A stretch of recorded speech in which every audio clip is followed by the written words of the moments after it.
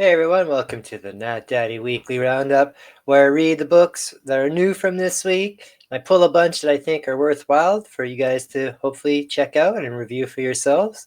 I got about 15 books to go over this week. Before we start into that, let's jump in. Like I said, it's the January 12th episode. Can't believe we're already almost 2 weeks into this new year already. Winter has finally hit in Winnipeg here. We got our first major snowfall of the year. So, what a great way to spend the last couple of days in a blizzard, but reading books and get ready for the show. So, hope you guys had a chance to do the same. I know a lot of the rest of the world is going into a bit of a cold snap right too. So, get those books so you can stay home and stay cuddly warm. All right, like I said, before we get into these books, let's thank our sponsors of the show. We have 204 Comics, great local comic book store in Winnipeg here. Does have a online presence as well too, so do check that out. Especially when it comes to those pull lists, we'll be going over the FOCs for later on this week, the final order cutoff. Um, hopefully you'll deal with your local comic book store and you have a pull list and you can get some discounts for ordering in advance. And this is the list that'll let you know what is due for this week to guarantee what you want. Also, you can see there we got a Blaze Publishing, a Blaze Comics. We've been lucky enough for the past about month or so to have them working with us, sponsoring us a little bit. They will be sending us their new comics a little early so we can review those and definitely show them on the show here. We always did beforehand in that, but it's nice to get them a little bit earlier and know a little abreast of maybe what's new, and hopefully we can get some exciting new news to you guys beforehand as well. But no Blaze this week, unfortunately, but let's see what we have. Also, don't forget our own exclusives as well from Nat Daddy Collectibles. We got our main books here. Hopefully this new year we'll get some new books up there as well too. The last one up there is the Josie and the Pussycat 60th anniversary issue. Still have a few of those available. Just comment below or check out the Nat Daddy Collectibles website. Also, while we're asking for people to help support us, do sign on to some of our social media sites. If you're already watching this on Facebook or on YouTube, please make sure you're a member of both. And check out Instagram every once in a while. I don't do the Instagram as much as I should, but one of my dedications this year is to try and put more time into it. So hopefully that works out. Otherwise, let's jump into new books this week. First off, let's start off with probably what I think a lot of people were thinking probably was the main pick of the week, or the book that most people were excited for this week. We have from Marvel Comics, we have the beginning of the new Ultimate Spider-Man. Ultimate Spider-Man was huge in the 90s and 2000s, which led to the Miles Morales, came from that universe as well. Ultimate Universe is back now. We got Hickman kind of relaunching it. There was that mini issue series a little bit earlier this year, and this kind of picks up where that left off. What's going on in this universe or in this book is that the maker, who is the Ultimate Universe's Reed Richards, who's a villain, he has taken this dimension and basically wiped out all the superheroes in that, so they weren't around for the last 20 years. So when Spider-Man was supposed to be bitten by the radioactive spider when he was teenage Peter Parker, he basically stopped that moment from happening. And everything else as well too. So so now it's 20 years later.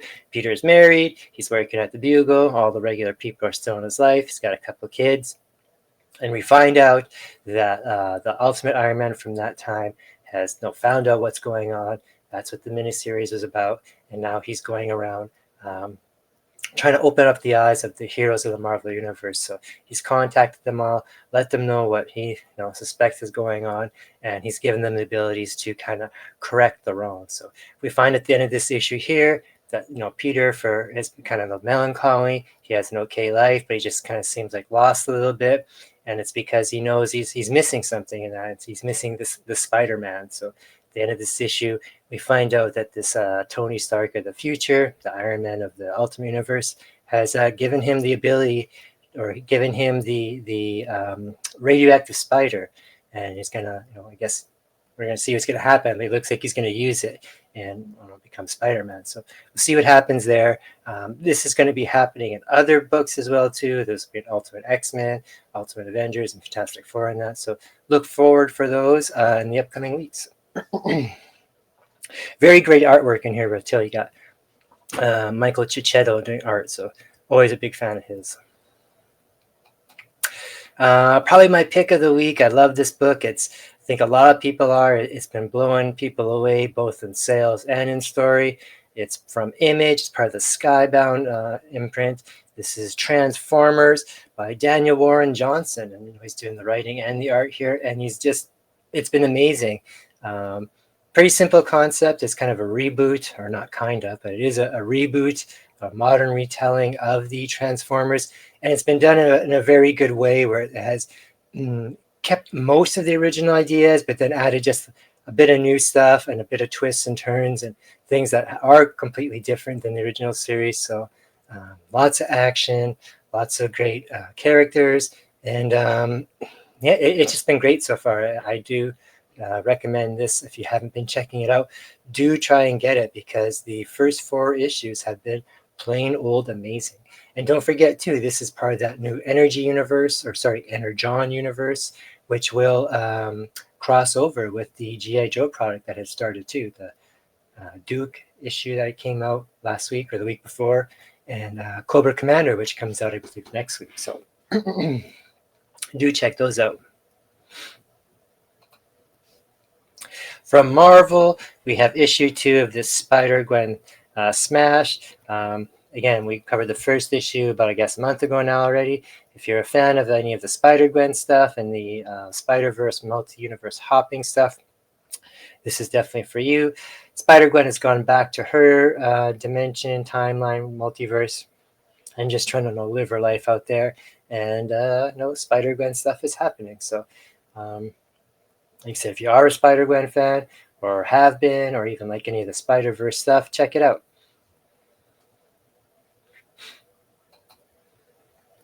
From Dark Horse, we have issue 2 of Masterpiece here from Brian and Michael Bendis and Alex Maleev.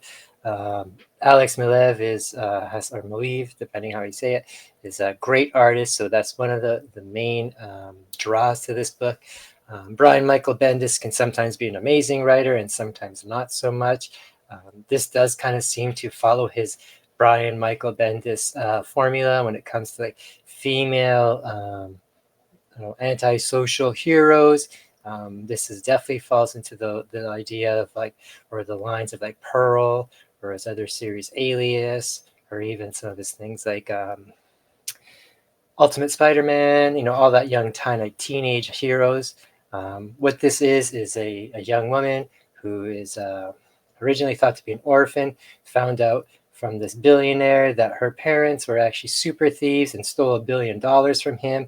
And now he's found out about her these many years later, and he's going to use her to try and get his money back in that. So she seems to be kind of a chip off the old block, seems to be very resourceful and that as well too. She didn't know her parents or whatever. They disappeared. She thought they were dead. So maybe they're still alive, maybe not. We don't know. So lots of different things going on in here. All that as well too, and you have this guy on the character there. I forget what his name is, but he's kind of this another party that factors into this. That is kind of a third, like that third party, where he's like this guy that goes around and kind of wipes out criminals and that too. So how does he factor in? He's been gone for a lot of years, and now he's back because of this too. Is it all because of this certain family? Yeah, great story so far. I've enjoyed it so far. It's been pretty good. From Marvel, we have issue 1 of Giant Size Spider-Man. This is a story of Miles Morales Spider-Man and meeting up with Dylan Brock, which is Venom. Okay story there. There's also a reprint, a second story in there as well of, I think it said Ultimate Spider-Man 22, a previous Venom and Spider-Man meeting. But I like the story in here. It is building on other stuff that's currently going on. And like I said, this is the first of a few Giant Size Marvel books will be out in the next little while, because it is apparently the 50th anniversary since they published the Giant Size books there. So stay tuned for the rest of those as well.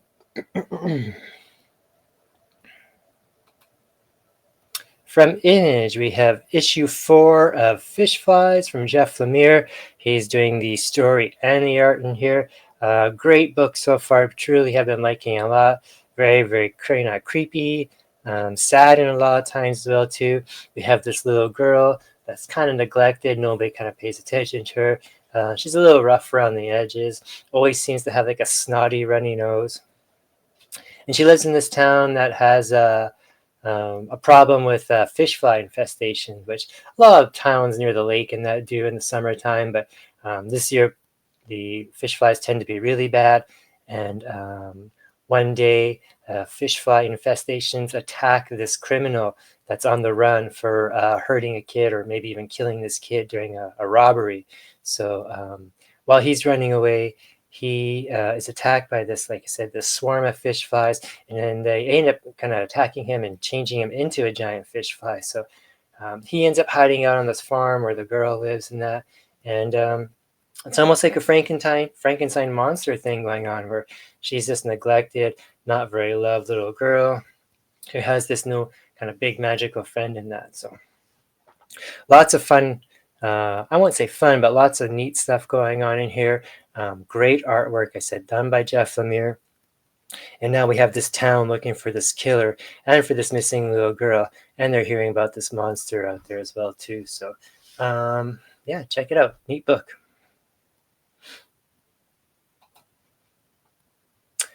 From Blood Moon Comics, we have Distemper.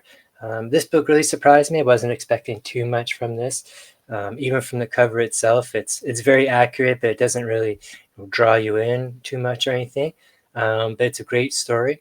It's current times, and within a 10-month period, 90% of the population is wiped out by this dog flu, which is which sounds like it's a disease or a virus that's passed along from humans by dogs, and it's made dogs all very rabid in that too. So it's wiped out most of the population. Everything's fallen apart. The world's kind of ended in that, and it picks up. There's this group of people who are just kind of walking through the forest, and they're just trying to survive, and they come across this woman who's running from another group of people, and it turns out that this woman was kidnapped, and her kids are still being held hostage by these guys in a cottage. So yeah, the group kind of ventures over to help save this woman's kids and that. So lots of craziness going on with the end of the world stuff. I really liked it. There's a lot of unanswered questions going on because everything is newly happening. Like I said, it is just kind of the end of the world, and everyone's still just trying to survive or still just trying to deal with what's going on. And you have this, like I said, this situation going on where they're not just trying to survive, but now they're being forced into like this hostage rescue mission that for people they don't even know. So the artwork in here is really awesome as well, and so is the coloring. So definitely check this out if you can get a copy of it. Distempered.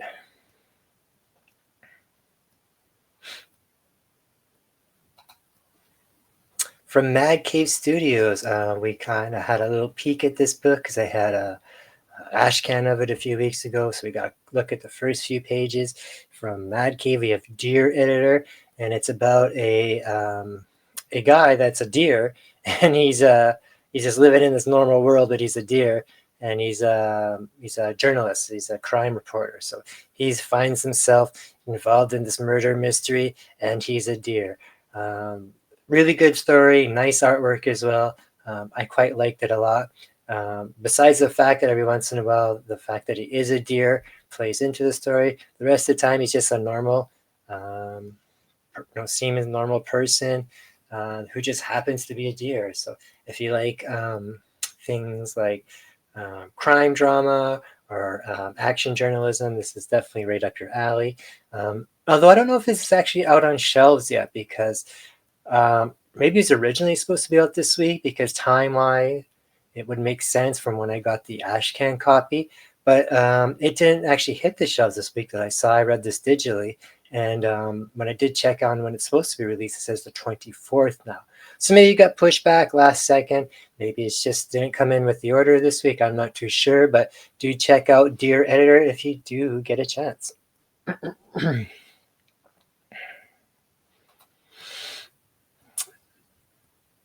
Daredevil 2 miniseries going on, one of the tie-ins for the Gang War stuff and the Spider-Man titles.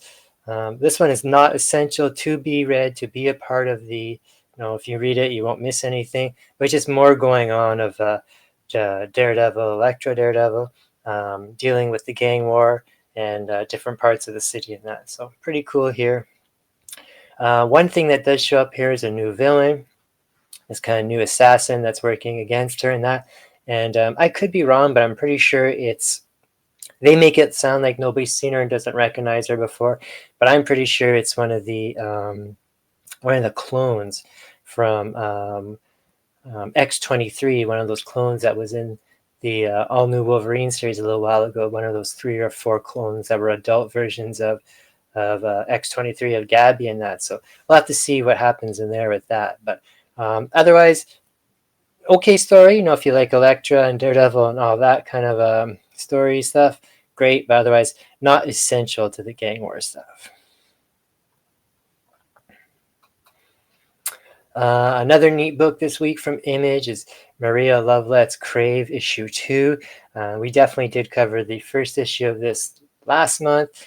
Again, this issue, same kind of idea as the first one.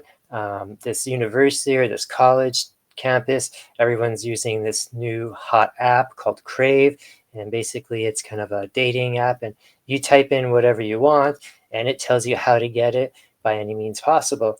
And it almost seems to be kind of, I won't say magical, but you type in stuff and things happen even if you don't expect it to.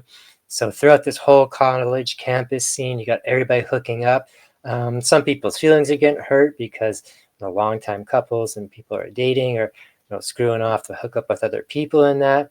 You're getting innocent people who aren't normally are pretty shy in that, who are becoming like little sex dominators in that. So and again, amazing artwork from Maria Lovelet. So do check this out. Definitely not for kids, but it is a very neat story, especially as who is controlling this app and why do they have this power, everything? Like they even have access to security cams and stuff that, one person asks, so I want to see Michael.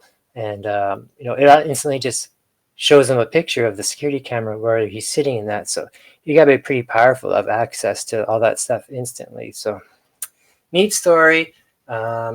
Maybe hits home a little too much with the way people date with the dating apps and that nowadays. I don't know, but great story and great book so far. Crave issue 2 from Image. From Ahoy Comics, we got a kind of silly fun book here.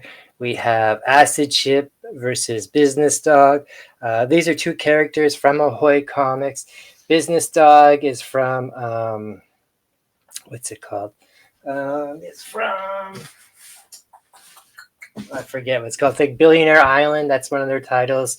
And the Acid Chimp is from the My Bad stuff. So Billionaire or Business Dog is he's like a billionaire, trillionaire dog that makes all these decisions and that. And he's one of the most wealthiest people in the world. And Acid Chimp is this monkey supervillain that just throws acid and everything and causes chaos. So you got two stories, which is basically one story, 2 halves of a story of their encounter of them meeting together. So kind of a crossover of 2 characters from that Ahoy universe. Awesome artwork. The Ahoy books always have great artwork. Just some silly fun. From Image, we have issue 2 of Blood Crick. I've really enjoyed this so far. The artwork is amazing. You got Andrew Cronky doing the story and the art here. You have Blood Crick, who is this barbarian hunter character that's basically his whole life or everything he does is just hunt for food. And there's always seems to be a shortage for food. So you got 2 stories in here. The first story is an ongoing story of him hunting in this frozen wasteland. At the end of the last issue, he was attacked and killed, or not killed, but attacked and almost killed by this bear, this big grizzly bear. And the bear has taken off with the kill that Blood Crick had fought him for, which was a deer. So now Blood Crick is woken up again. He's barely conscious, he's very alive, and he's going after the bear. So got that neat story. And there's a backup story too as well about a former kind of legend tale of Blood Crick as well. Amazing artwork in here. Okay, what else we got here? From DC, we have issue 5 of Batman and Robin from Joshua Williamson. Been really enjoying this series a lot. It is Batman and Robin, but not just Batman and Robin. It's Bruce Wayne and Damian Wayne living together, and how their lives are going as they live together. So Bruce has enrolled Damian in this high school just to kind of give him a little bit of a normal life, even though he's well past high school. He's ultra smart, even through university, and now he's all graduated. But he's going there kind of just to see what life is like. There's a new villain out there named Shush, kind of like a Hush, but it's a female version named Shush. They kind of suspect that maybe it's Robin's principal at this new school, who they think was also a former tutor of Robin's when he was back living with Ra's al Ghul and his mother Talia there. So maybe that's what's going on. They're not too sure. They're trying to figure that out. And this Shush character also has been working with other villains as well too. Man-Bat being one of them. Really neat, kind of an ongoing story going on in the background. And in this issue, Robin joins the soccer team on the school there just because it seems like there's, again, ties to the Shush principal character as well too. She coaches the team, so kind of fun, a little bit silly and humor as well, but I'm enjoying this quite a bit. Same with Action Comics. You got 1061 of Action Comics starting a new line up here, new run. You got Jason Aaron doing the writing on here for the first time ever. So Jason Aaron does quite a great work, usually on any title he does. He's tackling a Bizarro and Superman story here. I always enjoy Bizarro as a Superman villain or a character in the story. What's going on in this issue is that Bizarro is mad, he's sad, he's lonely because of all this multiverse shifting stuff that's been going on for the last couple of years. It's basically just kind of phased out or wiped out his home world, Bizarro world. So he's been just kind of lost, traveling around looking for, anything, And he realizes, or he finds out, or something happens to him where he realizes that he's magic. And he's the opposite of Superman, so he's magic. So now he's on Earth doing all kinds of crazy chaos and that, and he's way more powerful than Superman now because he's magical, and Superman's weakness is magic. So lots of good Bizarro fun here. A good start for this new Jason Aaron Superman run. I like Superman, obviously. He's iconic and that, been around forever, but I'm not a huge reader of Superman. But I must say for this Dawn of DC, this new Superman stuff and action stuff that's been going on for the last 4, 5, 6 months has been really good. I'm quite happy to be reading Superman stuff. So, last book on the list this week, like I said, we had about 15 or so, was Miguel O'Hara's Spider-Man 2099. This is issue 2. Like I said, I think there's going to be 5 or 6 in this series, this volume, and they're all having kind of supernatural monsters in it. So we see the return of Dracula 20, or not, I guess it's not 2099 Dracula, it's the original Dracula. He's showing up in the future here.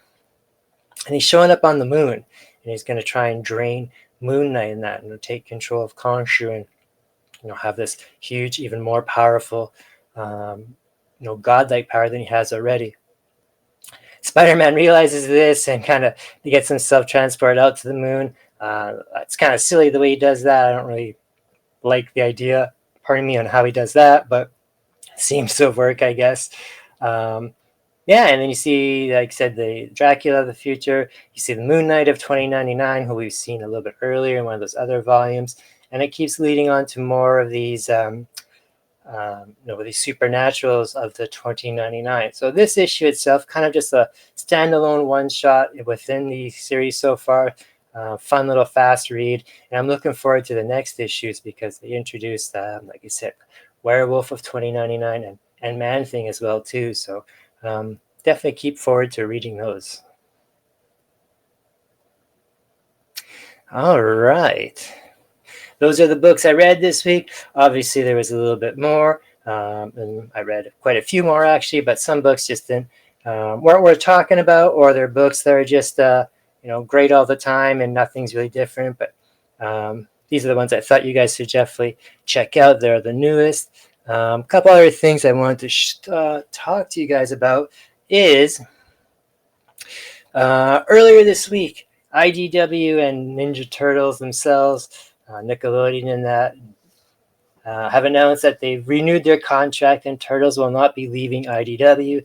That's good to hear because they originally supposed to be leaving around that 150 issue, which is coming up very soon, if not next month, a month later.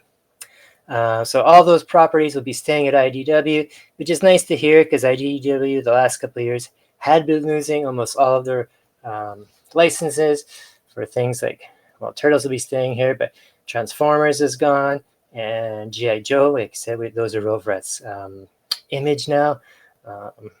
Dynamite picked up a lot of their Star Wars, or not the Star Wars stuff, the Disney stuff and that. So good to see that they were able to hang on to this as well too. So because there's always good Turtle stuff coming out in the future.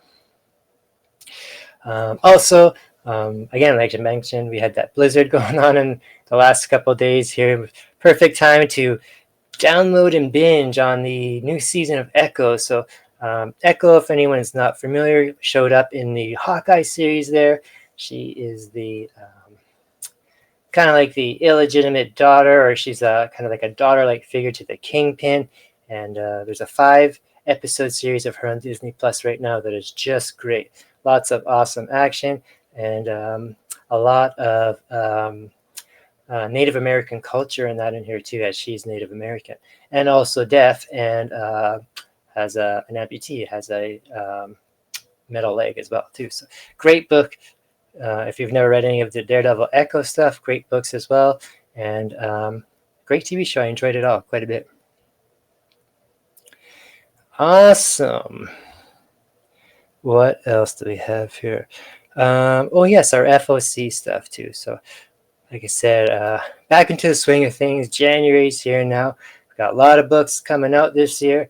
Looking forward to a lot of these books. Here's what's due for the FOC this week, meaning order these through your local comic book store by Saturday evening to guarantee you get a copy.